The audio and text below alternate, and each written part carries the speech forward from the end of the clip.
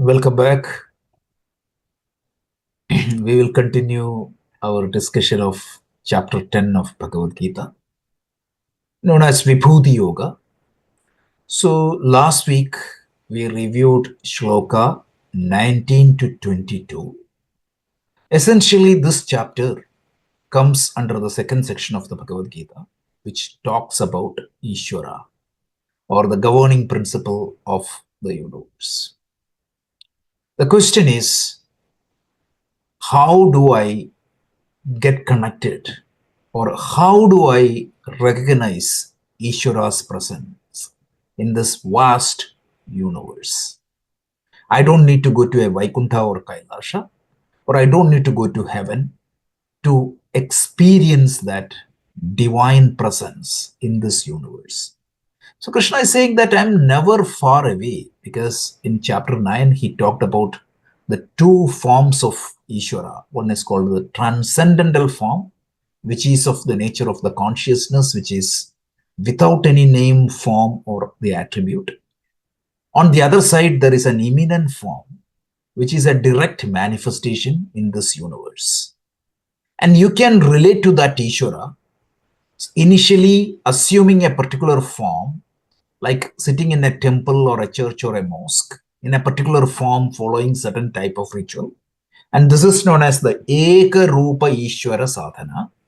From that, when you understand the Ishvara from the mere blind bhakti, when that bhakti or the devotion get evolved into a little bit more, with the help of knowledge, you try to see that Ishvara everywhere in the universe. So if you take any Sahasranama, essentially that Sahasranama will have some names which helps you to see that Ishvara in this universe. Another classic prayer that gives this idea or elaborates on this idea is Sri Rudram. There you can see Ishvara, Shiva's presence is recognized in waters, leaves, everywhere, trees, plants, sun, the moon, everywhere. So in the same way, Krishna is trying to help us to see that divine presence in this universe. The advantage is, if you know how to relate to Ishvara using these vibhutis, it is very easy for you to get connected with that Ishvara. So that Eka Rupa Ishvara Bhakti is evolved into the Vishwarupa Ishvara Bhakti. Instead of limiting that Ishvara to temples, churches, mosques, you try to see that Ishvara everywhere. Wherever there is a glory, that is Ishvara. So in his commentary, Shankaracharya very clearly clarifies everything, every manifestation in this universe is Ishvara's manifestation. But Krishna is highlighting only that special vibhutis, so that it is easy for me to get related to.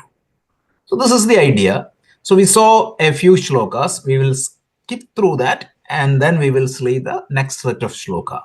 So in the first set, which is 20th, Krishna tells, I am the Atma residing in all the human being. I am the life principle that resides in all being.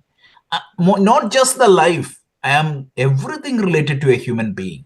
The beginning of the human being, the middle of the human being, the end of the human being is my manifestation. So look at your body. It is a manifestation of Ishvara.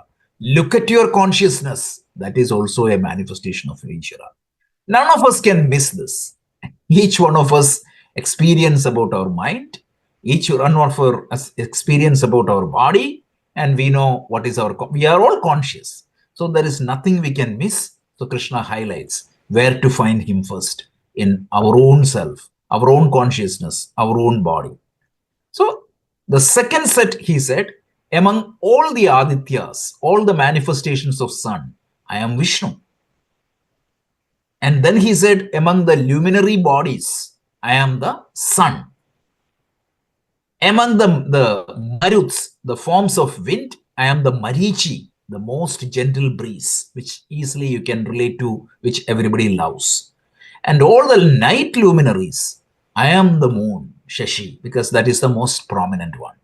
So again, Krishna is just helping us to find something extraordinary, something special, which we can easily identify the presence of Ishvara. So please note that the whole chapter is going to be this style. He's trying to help us to recognize. So each one of them are pointers or alambanas for meditation, object of meditation. This is what is Upasana Yoga. When you try to visualize Vishnu, when I try to visualize the sun, when I try to visualize the gentle breeze, I can try to see that as the manifestation of the divine. This is exactly what the purpose of these descriptions are. Another way of looking at it is just showing that everything in this universe is a manifestation of Ishvara. Then he said, among the Vedas, I am Samaveda, because out of all the Vedas are equally important, all the Vedas are equally good, but the Rig Veda is in Padya form, Yajurveda is in prose form, and Samaveda is a song form. Song form is the easiest form and easily relatable and most pleasant. So that is why when you see Veda, Samaveda chanting, I am that Samaveda. So then he say, among the Devas, I am Indra, the most powerful Devas.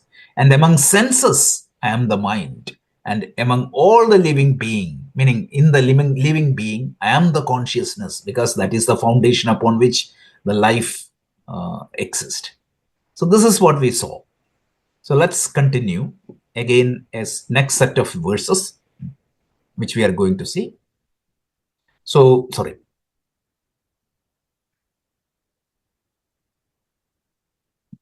I'm sorry, actually by mistake, I deleted the 23rd shloka, but let me play it. Rudranam Shankaraschasmi Vittesho Yaksharakshasa Vasunam Pavakaschasmi Merushikharinamaham. So he says, among Rudras. Rudras means the different forms of Shiva. I am Shiva. And out of Yakshas and other exalted beings, I am Kubera. And then he say, of the Vasus, I am fire. And of the mountains, I am Meru. This is the literal translation of this shloka. Let's go a little bit deep dive into each one of these points. So the first point is that he say, among Rudras, I am Shankara or Shambhu. What does that mean? There are 11 Rudras significant in Vedic rituals. Remember Arjuna's time or the Mahabharata time? It was a time of rituals. Rituals were part and parcel of our daily life. So in the rituals, Rudra, Ekadashani, like there are 11 Rudras are mentioned. So among these Rudras, Rudras means different forms of Lord Shiva. In the different forms of Lord Shiva, Krishna says, I am Shankara. Shankara means some Mangalam Karoti iti Shankara, the most auspicious one, the most Mangalakarakam, Shivam Mangalakarakam, the most auspicious out of all the Rudras. So it represents the Ananda and the auspiciousness. That is the easily relatable form of Lord Shiva. So Rudra as a deity, Rudra, the meaning of Rudra means Rut Dukkham Dravayati iti Rudra. He who takes away all your sorrow. When you surrender to him, he who takes away all your sorrows are known as Rudras.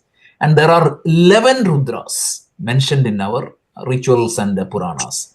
These 11 Rudras are powerful forms of Lord Shiva because there are different forms and often linked with his fierce form, transformative nature on one side, and the other side, the most pleasing and relatable form.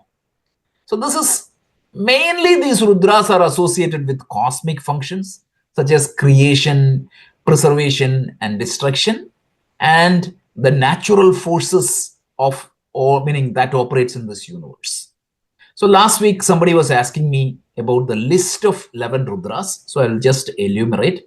The first Rudra, this is not required for the Bhagavad Gita. Just understand that Bhagavan Shiva has, or the Rudra has 11 forms. And out of all that forms, Krishna says that, see me as Shambhu or Shankara, the most benevolent form of Shiva, as the bestower of happiness. This is what the meaning of the shloka. But to appease your intellectual curiosity, I'll just enumerate all the Rudras. So there are 11 Rudras we worship. The first one is known as Kapali. Kapali means it is the skull bearer form of Shiva. It symbolizes the renunciation and detachment form of Shiva. That is Kapali. Then the second form is known as Pingala. Pingala means it's kind of a slight reddish one. It is associated with energy, a large quantum of energy. When Shiva is seen as that large quantum of energy, he is known as Pingala.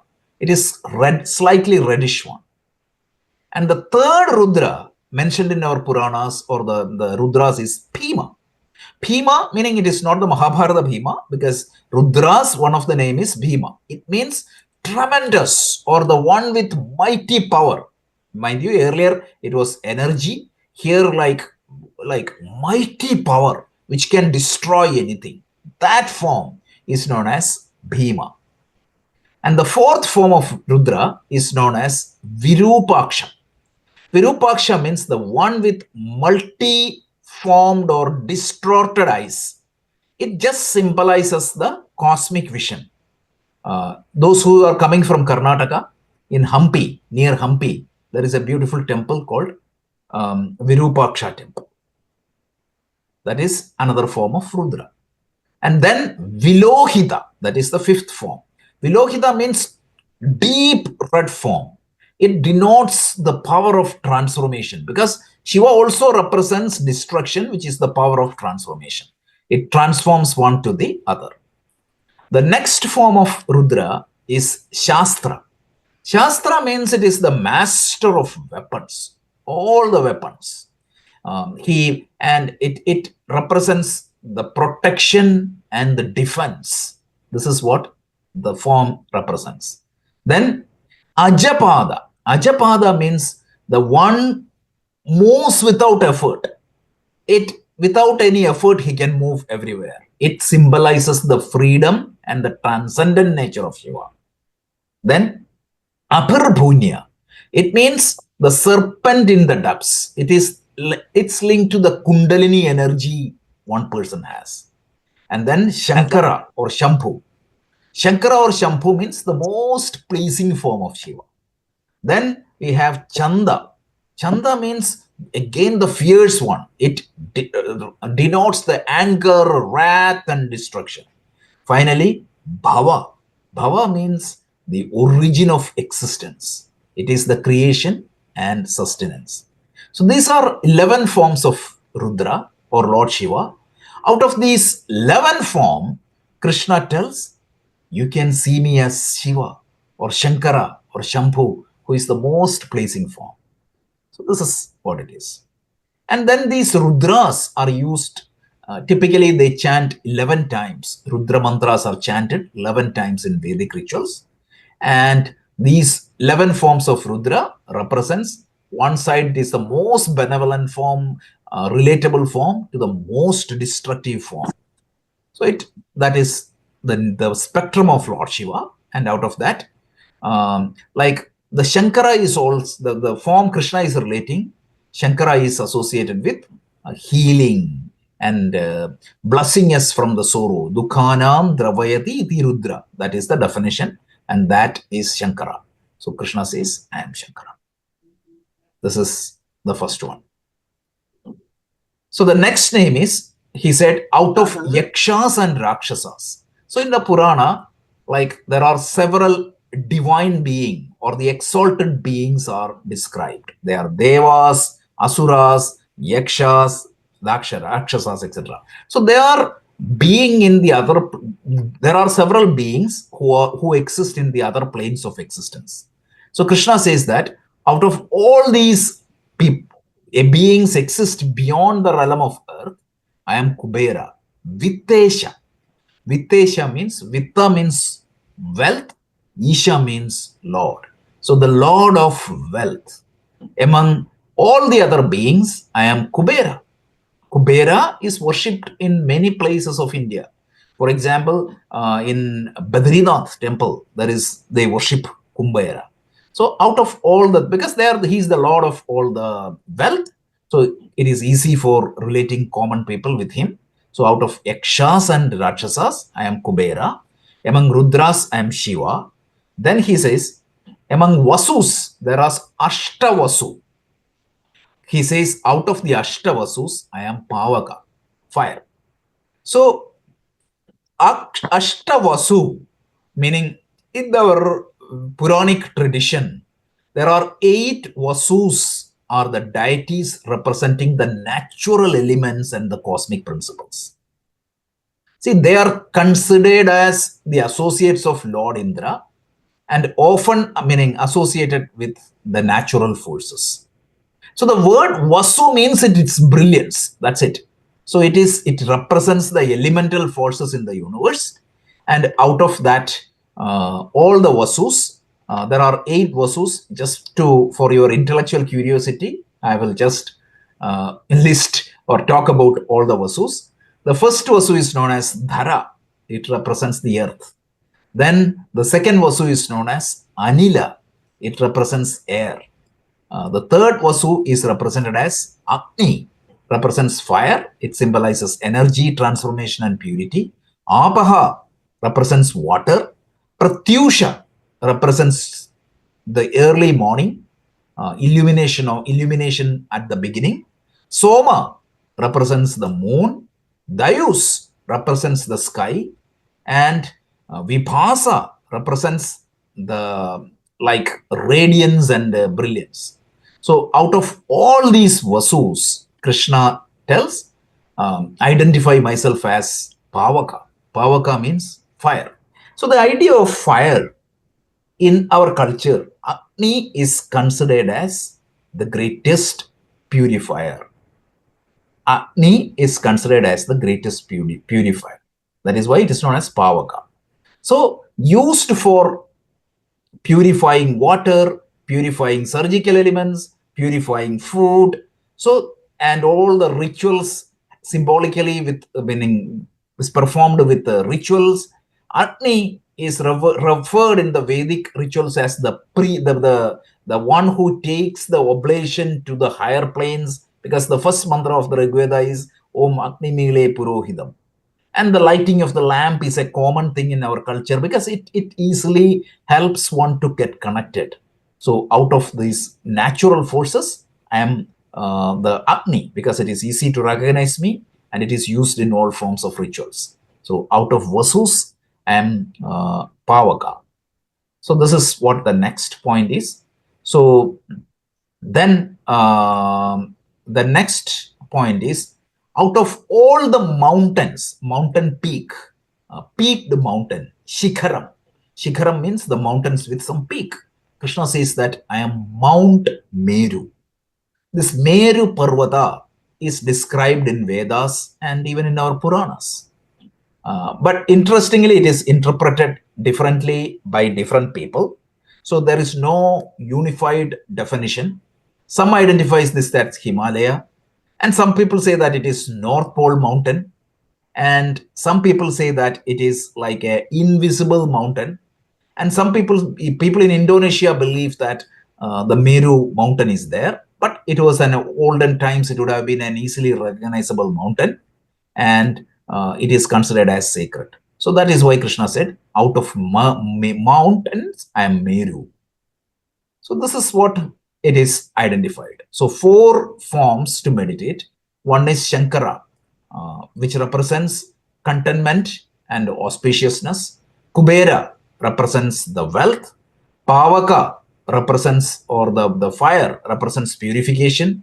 Meru represents stability and stability. So these are the different names Krishna identified. That is the essence of Shloka number 23. So with that, let's go to Shloka number 24.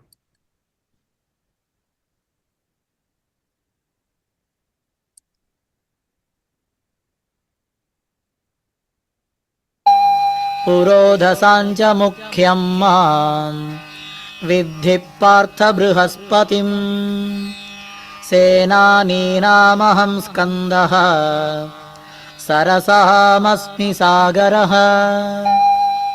Again, continuing that enumeration to identify that divine presence in the natural forces in nature as well as in Puranas as well as in culture, he is trying to do that. So then he say, out of Purodasam, among the priest, I am Brihaspati. And they identified me as the Brihaspati.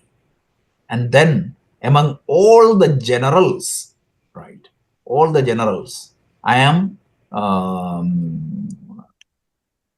Senanam, like chief, warrior, warrior chief. Among all the chief of the warriors, understand me as Skanda, Muruga, or the Subramanya.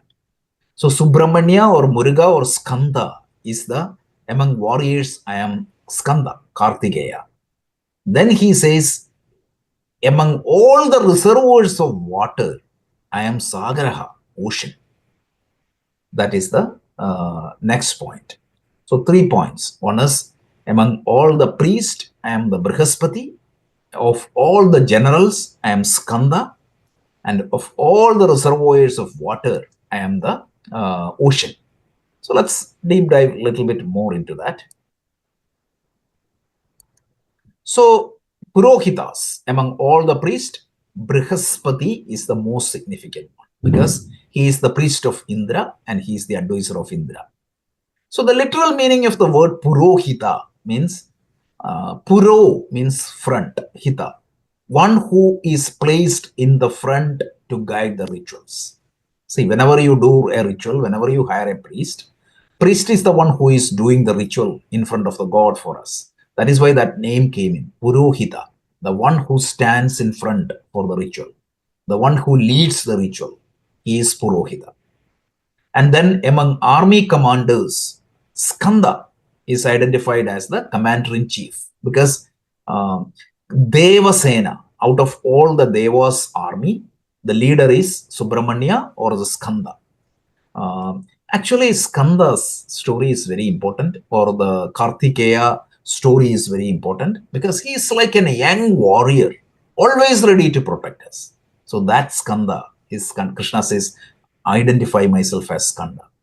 And then among reservoirs of water, Sagaraha, I am, meaning out of all the water, identify, meaning all the reservoirs of water, I am ocean.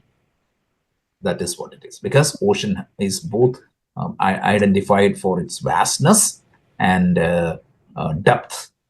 So that's it. So then these shlokas we identified Brihaspati, Skanda, and Sagara, ocean. That's it. That is shloka number 24. Let's continue. Now we can go a little bit faster. So shloka number 25.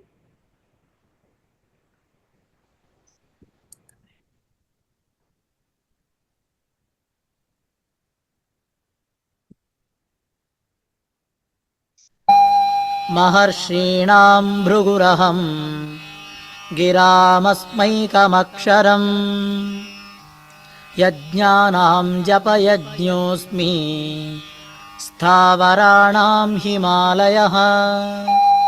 Continue the enumeration. He said, Maharshina, out of all the sages, I am sage Phrigu. Why? We will see that. And then he say, among all the mantras or syllable, I am Om, Pranava mantra. This is very significant. This highlights the importance of Pranava mantra. Out of all the aksharam, I am Pranava. Then he says, out of all the yajnas, I am Japa yajna. And then among all the immovable things, I am Himalaya, most stable thing in the universe. So Phrigu, Om mantra, Japa yajna, and Himalayas are highlighted. Krishna said these are the easy means to relate to me. Let's deep dive a little bit of the what we covered by each of these names. So the first one is Maharshi. Maharshi means like seven Sapta Rishis, Maharishis. Among these Maharishis, Rishi means seer. Seer means the one who has seen the truth about himself.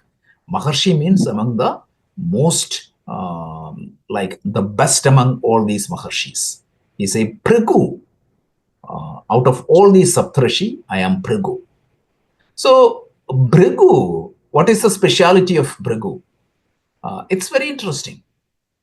So there is a Puranic story that highlights the importance of Bhrigu. So this Bhrigu, among Sapta Rishis, there was a debate. Who is the most patient deity among the Trimurtis? That was the debate. And this Bhrigu was tasked to test these Trimurtis. So first he go to Brahmaji, and then Brahmaji said, "Oh, come in." But Bhrigu said something bad. So Brahma got upset. And then he went to Lord Shiva and did the same thing. Lord Shiva also got upset. So both Brahmaji and Shiva didn't pass that test. But when it come to Vishnu, when he came to the Vaikuntha, what he found was Vishnu was sleeping. And what he did was he just gave a kick on his navel. And that time, actually, what happened? Mahavishnu got up and he said, "Oh, Mahasage, he didn't lose his temper." So that is why, because of that, the footstep of Bhrigu, wherever he touched, we got the Srivatsa.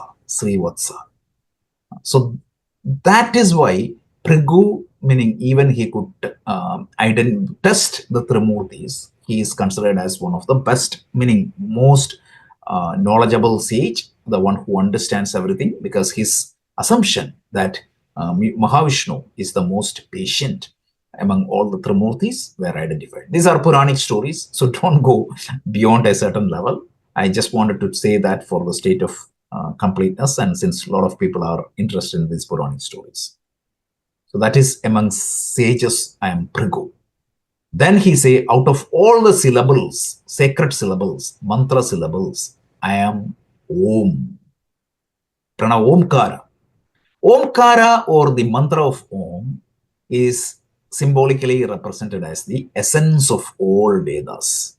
In other words, the name of Om means Avati Rakshati. That is the meaning of Om. Avati means that which protects and that which sustains. Avati Rakshati iti Om. That is the expansion of Om. And this Om essentially is the name of Ishvara. If the meaning, we all know that there is a governing principle for the universe, and that governing principle of the universe is known as Ishvara. And when you consider that Ishvara, what is the best name you can call that Ishvara? And that is what they used a sound syllable to represent that Ishvara, and that is Om. Why they selected Om? Because if you open your mouth and make a sound, it is A. If you close your mouth and make a sound, it is U. And in between, if you make a sound, it is, close the mouth and make a sound, and in between, U. So A plus U plus forms the sound, like based on the grammar rule, it is sounded as Om. And that is considered as the most powerful mantra in all the Vedas, and the most powerful symbol in all the Upasanas. And it is the foundational of all the Vedic practice. It is used in Karma Kanda for rituals. It is used in Upasana Kanda for meditation. And it is used in Jnana Kanda as for the spiritual inquiry. So this syllable Om is used across the different sections of Veda, Karma Kanda, Upasana Kanda, and Jnana Kanda. And it is, in fact, the Mandukya Upanishad. The whole Upanishad explores the reality or the truth through this Om. And it also symbolizes the past, present, and future. Bhudam Bhavat Bhavyam. And then it is universally revered and used everywhere. In the Yoga Sutra, Patanjali said that Ishvara, Tasya, he says it is the name of that Ishvara is Om. So every schools, whether it is Sankhya, Yoga, Vedanta, Nyaya, Vaisheshika, Mimamsa, it is Shaiva, Vaishnava, Shakteya, all these tradition, across all the traditions of Sanatana Dharma, traverse this Om. And that is why Krishna said, among the syllables, I am Om. And then out of all the yajna, various types of sacrifices, out of all these worships, he say, the best is japa yajna. That is repeating the chanting of the mantras. Like Om, Om, Om Namah Shivaya. Because many reasons. So Shankaracharya tells many reasons why out of all the yajnas, Japa yajna is considered as the most sacred one and most auspicious one. The reason is, number one is the universal accessibility. All the other yajnas, meaning it is not open to everyone, right? We need to know complex process and everything. Here, it doesn't matter, regardless of profession, caste, creed, gender, which stage of life you are, it doesn't matter. It is accessible to everyone. So universal accessibility. Anybody, like, right, the Ratnakara, the tribal person, or the hunter, or the dacoit, when he chanted the name of Rama, what happened? He became transformed into Valmiki. That is the power of Japa Yajna. So the Japa Yajna has the power to transfer anyone, and it has access to everyone. Second one is, it is flexibility. So let's say that if you are doing a big ritual, it can be performed only at temple or certain places. You need so many additional accessories. Here, it can be performed anywhere, anytime, under any condition. So because of that, Japa Yajna is considered again as better. And no violence, no harm, physical or strain is involved. Then cost effectiveness, there is absolutely no expense, because sometimes the rituals cost a lot of money. Here, absolutely. And the next one is, you don't need an intermediary person. You don't need a priest come and do the japa for you. You can do by yourself. So this japa is essentially, it is the repetitive chanting of a sacred word or a mantra. That is what it is. And actually, this is the benefit of japa is considered as, it removes all the papas or the negative impressions, and then it leads to the knowledge eventually. So out of all these yajnas, I am japa yajna because of the reasons I just highlighted. And then among all the immovable entities, Stavara means not moving entity. I am Himalayas, because there is no mountain in the world like Himalaya, that much stable. And also it is considered as the adobe of Lord Shiva and Parvati in our culture. That is symbolizing the divine presence and the spiritual refuge. So that is what it is. So these are the key things. So Phrigu's story, it highlights patience and compassion as divine qualities with Vishnu representing them. Then Omkara's importance, we said, because it is the most powerful syllable in the world, in the spiritual literature. And among yajnas, Japa Yajna was highlighted because it is simple, accessible, impactful, and easy to practice. That is why Japa Yajna is highlighted. And then all the mountains or stables, the immovables, Himalaya is. That is shloka number 25. So let's move on to the next shloka, shloka number 26. So shloka number 26. Essentially, you can see the pattern now, right? He is just identifying Wherever there is a glory, he is highlighting. So 26, let's go to.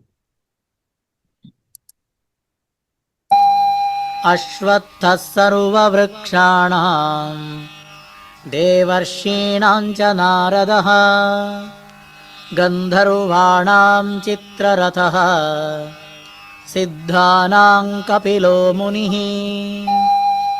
So again, a few other people from Purana sometimes from nature, sometimes from spiritual tradition are highlighted, right?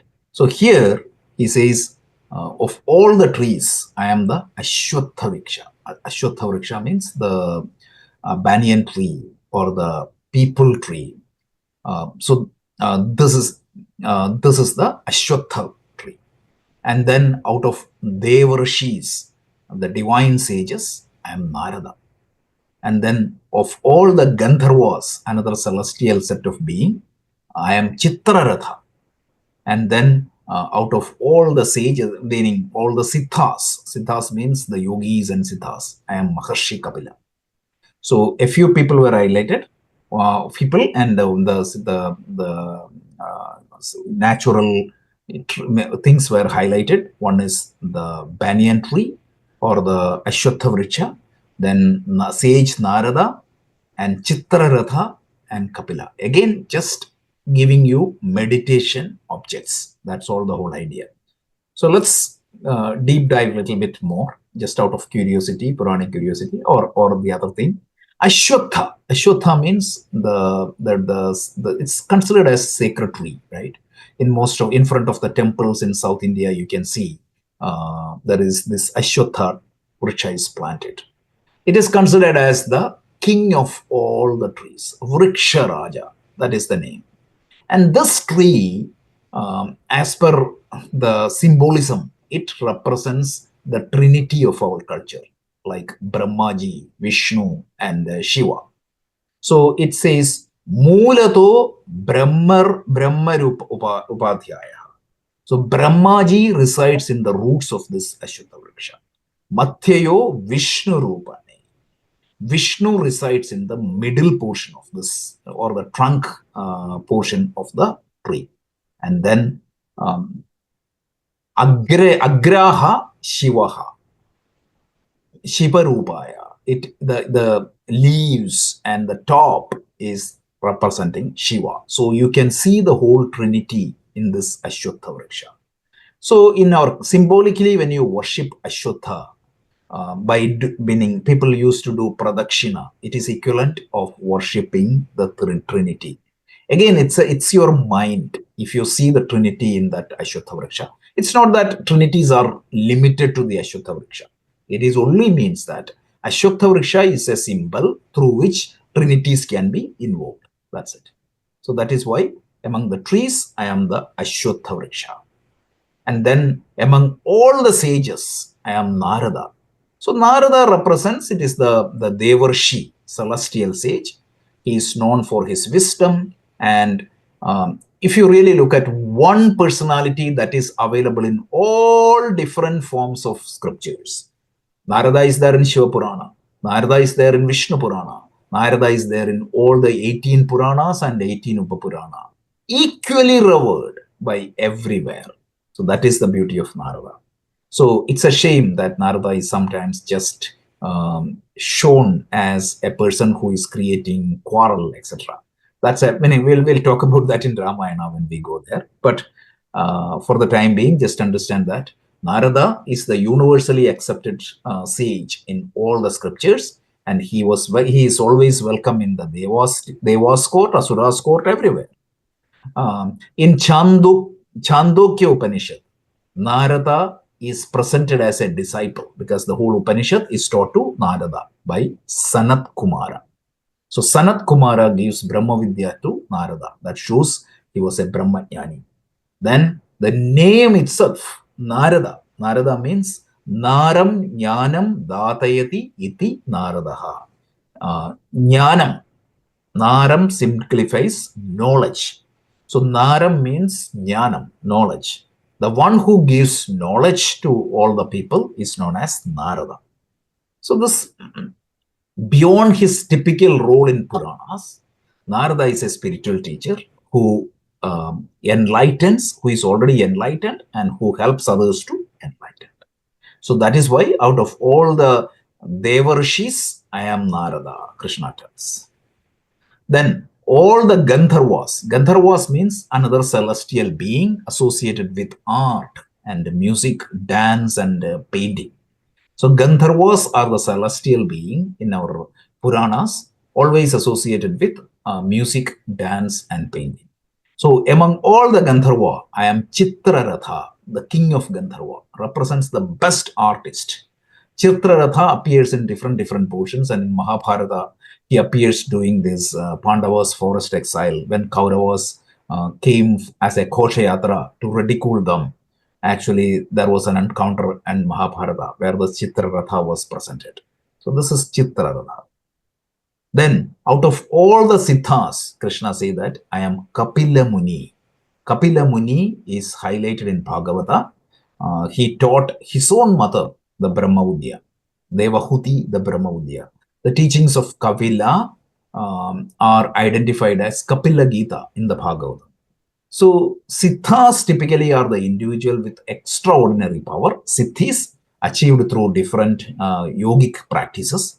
So, using these yogic practices, sage Kapila attained a lot of siddhi, and he is one of the best among all the siddhas. So that is the thing. So again, the highlighted references are Ashwatha tree, Narada, Chitraratha, and Kapila Muni. So we covered 23, 24, 25, and 26. So probably it's 45 minutes. We can close here. I will stop the recording. I tried to refer a lot of Puranas and mythology. So it's again just for our understanding. Please don't get hooked into that. The whole idea is understand that Krishna is talking about how you can presence that divinity in the universe. How and use each one of them, because when you really scan through this, already we covered 16, 16, 15, 16, like idea. And each one of them, you can use which are the forms you can easily relatable, and then you can use that for your meditation.